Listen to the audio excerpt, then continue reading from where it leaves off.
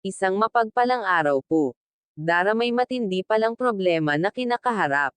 Yan po ang video na pag-uusapan natin ngayon, at bago po tayo magsimula ay gusto ko lamang i-shoutout ang ating mga minamahal na mga viewers at supporters.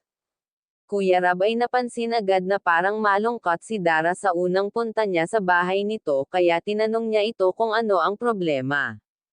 Kaya kung bago ka pa lamang sa aking channel ay baka pwede paki-subscribe at wag po muna skip ang aking video para malaman ang nilalaman nito. Kuya Rab ay nakumpirma nga na may problema na kinakaharap itong si Chinitang Dara. Ito ay ang darating na bagong taon na wala silang panghanda, at isa pa sa problema ni Dara ay lapit na manganak ang kanyang ate at gusto niya makatulong man lang kahit kaunti.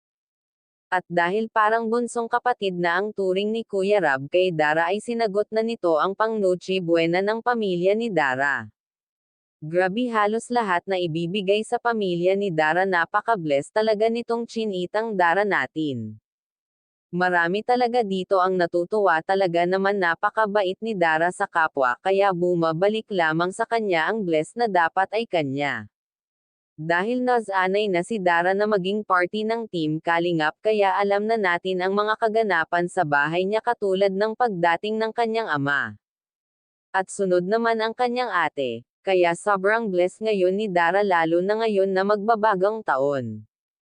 Natupad na lahat ng pinangarap niya at super pa.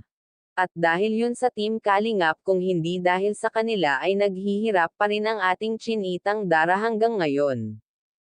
At kay Kuya Rab na tinuturing na ni Dara na kuya, at ang K-Boys ang nagsisilbing guardian ni Dara sa tuwing may kailangan ito. Sa K-Angels naman, sana ay magpakabait kayo. Kung ano kayo nagmakilala ng Team Kalingap ay wag magbabago para tuloy ang blessing na papasok sa inyo. Maraming salamat sa inyo. Si Dara ngayon ang bunso nyo, kaya wag po natin kalilimutan suportahan ang ama ng ating Kalingap na si Val Santos Matubang. At hanggang dito na lamang ang ating mixing reaction. Again, maraming salamat sa panonood.